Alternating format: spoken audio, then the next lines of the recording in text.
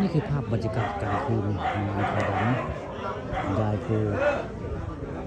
บ้านอ่างคำตำบลนาตาล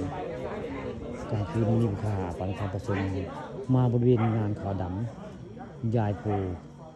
บ้านอ่างคำตำบลนาตาลในบรรยากาศค่ำคืนวันนี้ก็เขตบ้านเขตเมืองกับเจ้าก็มาตุ้มโฮมหลายได้หมดมาตุ้มโฮมในงานขาวดำของยายภูบ้านอ่างคำตำบลนาตาลนี่คือภาพบรรยากาศกลางคืนนะกลางคืนแรกของงานขาวดำยายภูอยู่บ้านอ่างคำตำบลนาตาลมื้อก็เป็นมื้อไปส่งสังขารเพิ่นอยู่บริเวณป่าซ่าเมนบ้านอ่างตำบลนาตาลนะกลางคืนมื้อนี้ก็แขกบ้านแขกเมืองก็เจ้าก็มาหลายพอสมควรจะได้มาในงานของเอ้ยภูหรือว่ายายภูนี่ผู้ค้าปานคำประชมเป็นคนบ้านอ่างคำนี่แหละบ้านอ่างคำนะ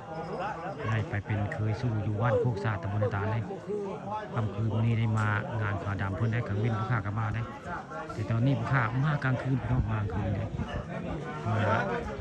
มาอุ่นอวนพี่น้องมาอุ่นอวนคนบ้านเดียวกันได้ถึงว่าสิไปอยู่บ้านโคกซาก็ยังมาได้มาในงานขาวดำของยายภูบ้านอ่างคำตำบลนาตาลนี่คือเป็นภาพบรรยากาศในกลางคืนในงานของยายภูบ้านอ่างคำตำบลนาตาลเพื่อนนี่ก็สิเคลื่อนย้ายเพิ่นไปเวลาบ่ายโมงได้บ่ายโมงเป็นต้นไปได้สิเคลื่อนย้าย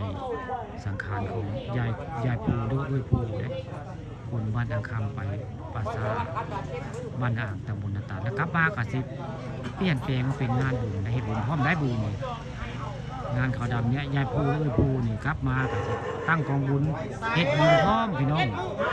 ทันท่วงทีได้มื้อนี้จากงานขาวดำก็สิว่าเป็นงานบุญพี่น้องงานบุญภู